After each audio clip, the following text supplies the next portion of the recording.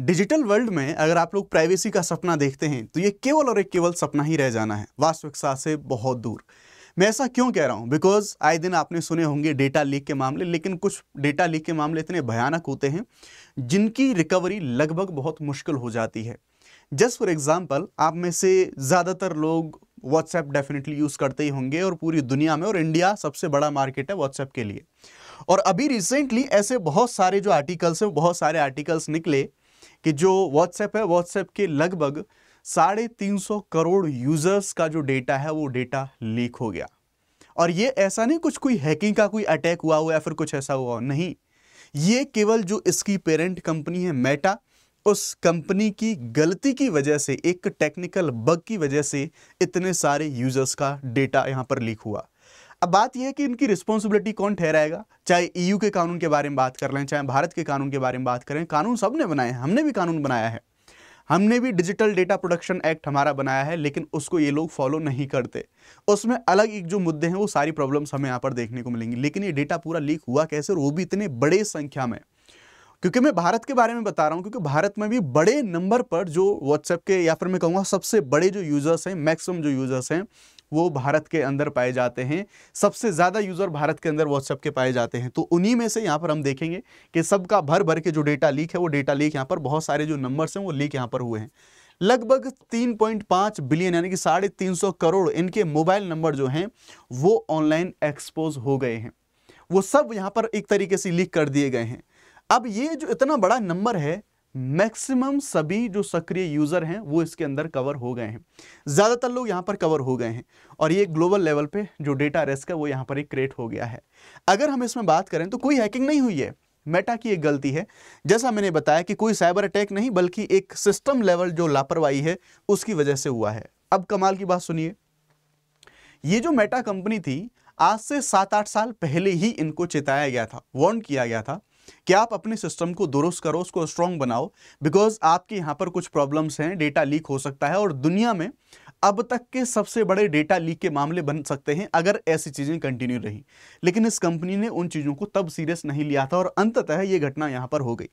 हम देखेंगे 2017 में ही रिपोर्ट्स कुछ निकाली गई थी कि ये जो रिसर्चर्स थे उन्होंने बताया था कि बहुत सारी जो प्रॉब्लम है आपकी, आप इसे सुधारने के बारे में काम करें, लेकिन तब इन्होंने कोई भी किसी प्रकार का काम नहीं किया।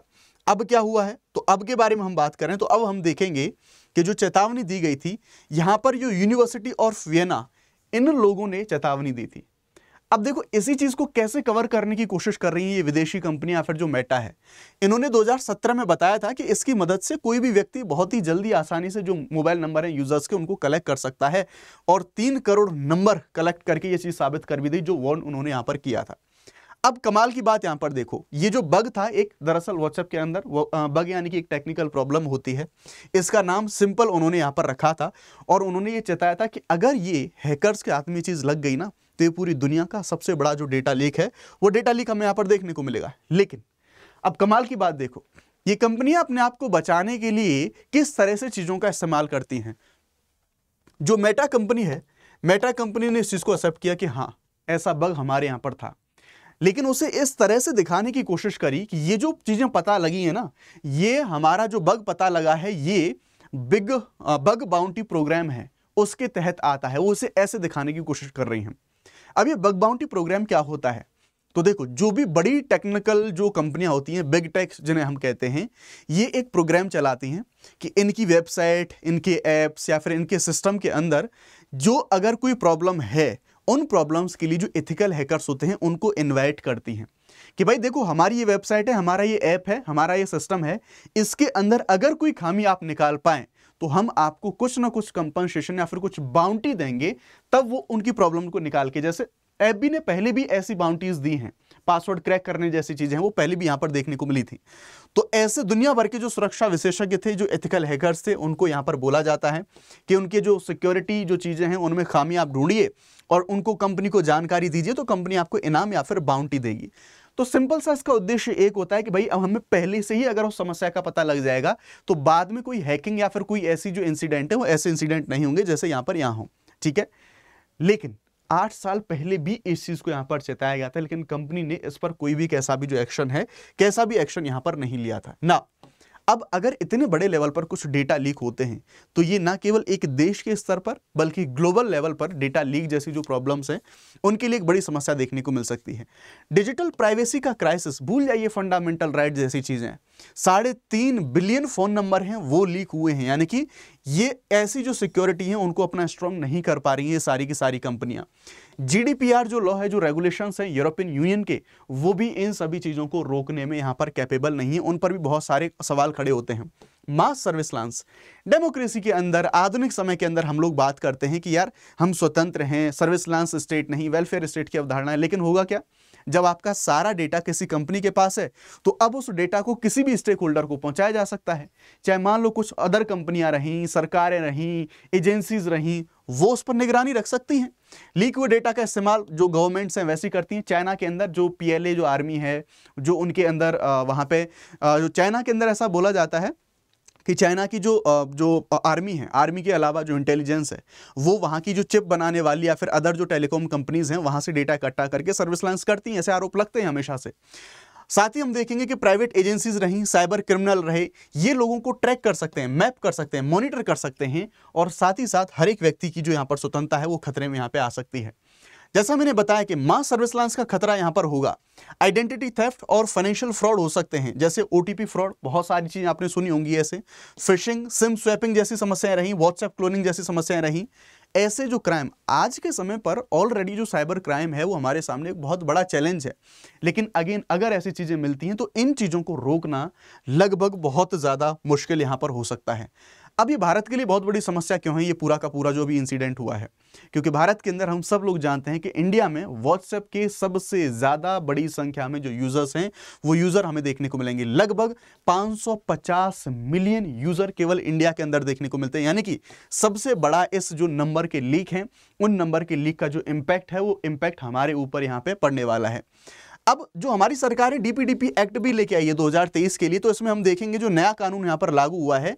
लेकिन जो कुछ विदेशी कंपनियां है ना, व्हाट्सएप रहा एंड इसकी जो पेरेंट कंपनी मेटा वगैरह हैं, ये अभी जो डिजिटल प्लेटफॉर्म है वो अभी डेटा स्टोरेज जैसे, क्योंकि हम कहते हैं कि भाई डेटा का लोकलाइजेशन करो, हमारे यहाँ के जो लोग हैं उनका डेटा इंडिया के अंदर ही आप स्टोरेज करो। डेटा प्रोसेसिंग रहा, यूजर कंसेंट रही, यानी कि बिना हमारी अनुमति के सब क्यों हो रहा है। इन सभी शर्तों का जो पालन है वो शर्तों का पालन ये जो सारी कंपनियां हैं, ये कंपनियां यहाँ पर नहीं कर रही होती हैं।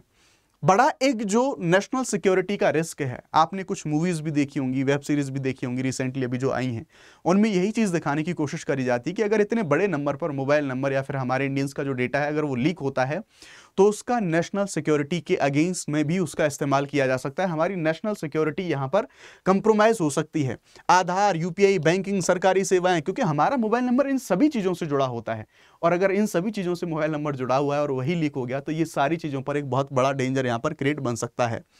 पॉलिटिकल मैनिपुलेशन करने की और टारगेटेड एड्स, आपने देखे होंगे कई बार आपने कहीं नंबर शेयर नहीं किया और आपके पास पॉलिटिकल पार्टीज या फिर किसी कैंडिडेट उनके डायरेक्ट कॉल्स आते हैं, वो इस वजह से क्योंकि आपका डेटा खरीदा गया है, वो डेटा खरीदा जाता है, आपका नंबर एक डेटाबेस में होगा और उस डेटाबेस को किसी पॉलिटिकल पार्टी ने या फिर कोई इंश्योरेंस कंपनी होगी, कोई हेल्थ कंपनी होगी, वो लोग खरीदेंगे और टारगेटेड करके आपको तब जाके अपने जो एड्स या फिर प्रोडक्ट हैं वो बेचने की कोशिश करेंगे।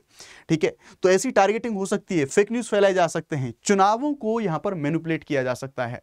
तो मल्टीपल डोमेन में ऐसे अगर डेटा लीक्स होते हैं तो वो हमें प्रॉब्लम यहाँ पर क्रिएट कर सकते हैं। तो ये था पूरा का पूरा मामला। देखने वाली बात ये होगी, ऑल्दो हमारे पास एक्ट वगैरह हैं, रूल्स हैं हमारे पास, DPDP एक्ट के बारे में मैंने आपको बताया, लेकिन अगेन वही विवाद पूरा यहाँ पर यह है कि ये विदेशी कंपनियां इन जो रेगुलेशंस हैं इनको फॉलो नहीं कर पाती, जो कि इंडिया के अंदर जो एक बड़ी प्रॉब्लम हमें देखने को मिलती है। और सच्चाई तो यही है कि अगर डिजिटल युग में आप हैं तो प्राइवेसी जैसी चीज़ कोई एग्जिस्ट नहीं करती, इन माई ओपिनियन। ना बात करते हैं अनअकैडमी के जो सिविल सर्विस चैंपियनशिप टेस्ट है इसके बारे में। 40 करोड़ तक के आपको जो रिवॉर्ड्स हैं वो मिल सकते हैं। 23 तारीख को सुबह 11 बजे, शाम को 5 बजे एक टेस्ट होने वाला है UPSC के लिए, फ्री ऑफ कॉस्ट से टेस्ट होगा। आप अपने आप को परखेंगे। उसके अलावा अगर आप अच्छा स्कोर करते हैं, अच्छी रैंक लाते हैं, तो आपको बहुत सारे reward, iPhone, car, MacBook and all, ये सारी चीज़ें आपको यहाँ पे मिल सकती हैं। अगर आप जो प्लस कोर्सेज हैं, अगर आप प्लस कोर्सेज को भी अगर आप परचेज करना चाहते हैं तो आपके पास कई सारे ऑप्शंस हैं यहाँ पे। जैसे इन ऑप्शंस में आप देख सकते हैं कि आपको कई सारी चीज़ें मिलेंगी कि जैसे अभी 25,999 के अंदर आप जो कोर्सेज हैं उनको आप ले सकते हैं। 4 महीने का जो फ्री एक्सटेंशन है वो आपको यहाँ पर मिलेगा। अगर आप कोई भी कोर्स परचेज करते हैं तो शुभ 50 कोड का जो इस्तेमाल है वो आप लोग यहाँ पर कर सकते हैं। साथ ही साथ अगर आप केवल प्रीलिम्स के लिए जो बैचेस हैं उनको अगर आप लेना चाहते हैं तो 999 के अंदर आपको ये मिल जाता है, जिसमें आपको पूरा डेडिकेटेडली जो प्रीलिम्स है उस एग्जाम की आपको जो प्रिपरेशन है वो प्रिपरेशन यहाँ पर कराई जाएगी। साथ ही साथ अनअकैडमी के जो इंटरव्यू गाइडेंस प्रोग्राम्स हैं इनको भी यहाँ पर शुरू कर दिया गया है। Thank you very much.